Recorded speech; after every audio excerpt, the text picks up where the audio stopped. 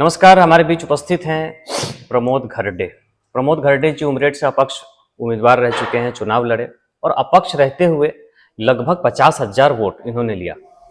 हालांकि आज हम बातचीत करेंगे कि इस चुनावी प्रक्रिया में बहुत सारी चीजें जो घटती हैं उस बारे में कुछ सवाल हैं, उन सवालों को लेकर के हम आज इनसे बातचीत करेंगे। नमस्कार सर नमस्ते, हमारे चैनल में आपका स्वागत है। सबसे पहले तो मैं आपसे ये पूछना चाहूँगा कि मैं जब आपसे मिलने आया, फ़ोन पे बात हुई, आपने कहा कि ठीक है मिलने आ जाओ, लेकिन अब कैमरे के सामने आने के लिए आप मना कर रहे थे, नहीं अभी इंटरव्यू नहीं देना है, अभी बात नहीं करनी है। तो ठीक है, जैसा भी आपने बात करना शुरू किया, लेकिन मैं ये जानना चाहता हूँ और दर्शकों को भी बताइए, आप मना क्यों कर रहे थे कैमरे के सामने आने से? अरे यार, कल ही इलेक्शन खत्म हुआ जी।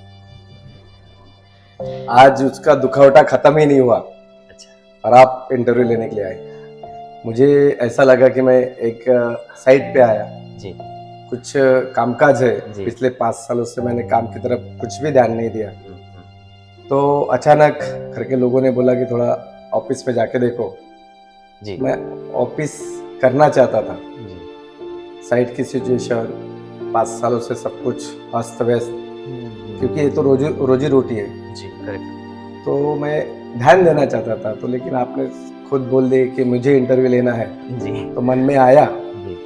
कि नहीं वाह, आज के दिन तो छोड़ दो, इसलिए मैं मना करना चाहता था। मैं सिर्फ 2-3 सवाल करना चाहता हूँ, मुझे लगता है कि जनता को जानना चाहिए, बस वही सवाल करूँगा, फिर आप अपना जरूर काम कीजिए। एक सवाल कि मैं ये जानना चाहता हूँ कि इस जो प्रेम उमरेड में आपको मिला, लगभग 50,000 लोगों का आशीर्वाद आपको मिला इस चुनाव में, हमने देखा, तो जो जनता ने आपको साथ इतना तो दिया, लेकिन इतने साथ देने के बाद भी आप अपने मुकाम तक पहुँच नहीं पाए, तो क्या लगता है आपको कि एक क्या गलती रही होगी आपकी जिसकी वजह से आप इस चुनाव में आप वहाँ पहुँच नहीं पाए? नहीं, पहुंच जाता था, बहुत बड़ा टारगेट नहीं था, लेकिन आखिरी के 3 दिनों में मैं कंफ्यूज था।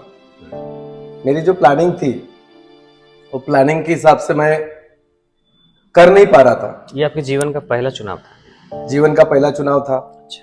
मुझे मालूम नहीं था कि गलतियां कहाँ पे होती है, लेकिन एक्चुअल में मुझे सब कुछ ठीक तो दिख रहा था, लेकिन एहसास हो रहा था कि कुछ तो भी गड़बड़ है।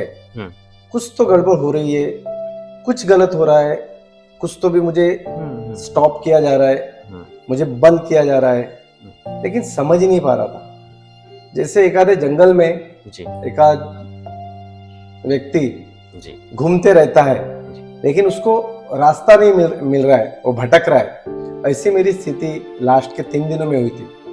कंफ्यूज हो रहा था।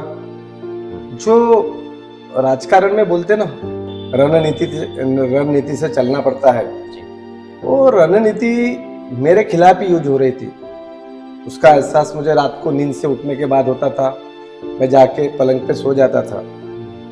मैं अकेला था, कोई नहीं था मेरे साथ। मेरे छोटे छोटे बच्चे थे, कार्यकर्ता थे, वो अपने कामों में व्यस्त थे। वो चाहते थे कि भाऊ को हम डिस्टर्ब ना करें, मुझे भाऊ बोलते थे, छोड़ दिए थे उन्होंने मुझे, और मैं अपने इसमें काम कर रहा था।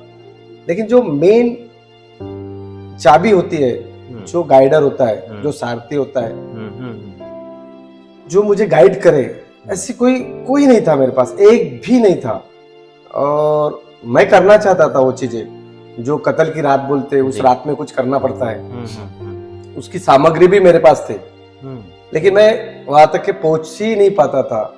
और लगता था कि ठीक है, जाने दो, छोड़ो, ठीक हो जाएगा। और बहुत अच्छा काम किया अपन ने जी। कोरोना काल में लोगों की सेवा की है। तो ऐसी चीजें, गंदी चीजें करना अच्छी बात नहीं, उचित बात नहीं।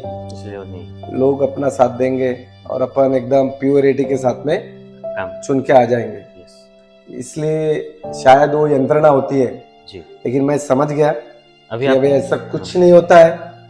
जो तुमको जितना प्रोसेस करना चाहिए वो करना ही चाहिए, चाहे आप कितने भी सेवा करो, चाहे आप कितना भी सेवा करो। सेवा का तो मुझे 50,000 मिले और उससे भी ज्यादा मिलते जी, लेकिन मेरा चिन्ह बताने वाला वहां तक के पहुंचना चाहिए। उसने होटल्स निकालने वाला होना चाहिए, उसका भी इंतजाम किया था, लेकिन मुझे रोका गया।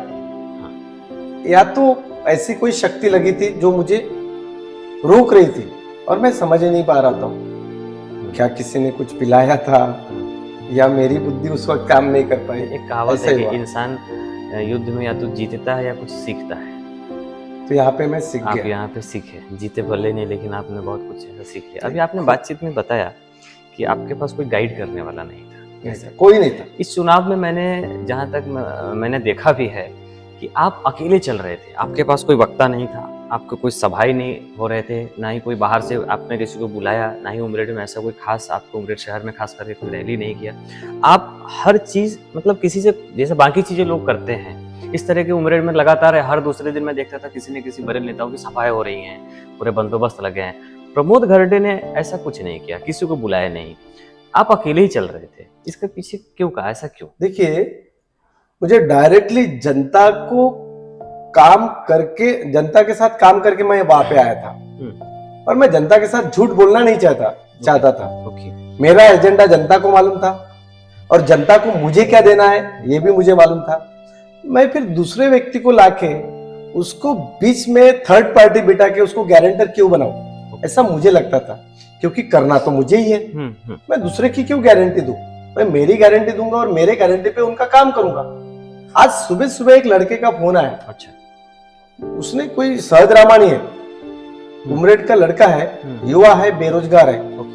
बाबू बोले आपके इलेक्शन का जीतने के इंतजार कर रहा था और अभी मेरे लिए काम दो, आपके बहुत सारे लेआउट है नागपुर में सुना है, तो आप मुझे उसमें काम दो। मैंने उसको बोला बेटा मेरा 5 साल से वैसे ही व्यापार बराबर चल नहीं रहा है, जो स्टाफ है उसी को मैं कैसे तो भी बैलेंस कर रहा हूं, मैं तुझे ले जाके वहां पे कैसे क्या स्टेब्लिश करूं? तो बोले यहाँ पे करो। तो मैंने उसको बोला कि हाँ मैं यहाँ पे करना चाहता था, क्योंकि आज की डेट में मेरे पास पावर नहीं है जी। आज की डेट में मेरे पास पावर नहीं है। अगर मेरे पास पावर आता तो हर एक गांव में मेरा एक नियोजन भी था कि मैं मसाले का और कुटीर उद्योग का हर 3 गांव के पीछे में एक कंपनी ऐसा नियोजन किया था। सरकार का इंडस्ट्री आए तब आए, लेकिन मेरी कंपनी, मैं 3-4 गांव मिलके एक कंपनी खोलूं जिसमें 40 से 50 महिला काम करें, 10 से 20 लड़के काम करें और 5 से 10 पुरुष काम करें, और वो नियोजन के साथ काम करना चाहता था। तो ये मेरा सपना था कि एक बार मेरे पास पावर आ जाता, वो पावर से मैं सैंक्शंस लेता, खुद के कंपनी से मैं पैसे से मैं वो कंपनी खड़ी करता और वहां पे कम से कम 4 गांव मिलके कम से कम 100 लोगों को मैं रोजगार दे सकता था। क्योंकि इतना बड़ा विश्व है, ये विश्व में मसाले, तिखट और अन्य साधन, ऐसे बहुत सी चीजें अपन पहुंचा सकते थे। अपन वो सप्लाई और किसी को कर सकते थे जी। अपन मैन्युफैक्चरर बन सकते थे और अपन इनको रोजगार दे सकते थे, लेकिन नहीं हो पाया। अब मैं आज नहीं चुन के आया, इसके लिए मैं अभी फिलहाल तो ये सब चीजें नहीं कर सकता। क्यों? कि पावर रहेगा तो पावर के बेस पे अपन उसके सैंक्शंस लेंगे, उसके सैंक्शंस लेके अपन वो यूटिलाइज करेंगे, ऐसा मेरा कहना था। तो नहीं दे पाया उस लड़के को मैंने रोजगार की संधि।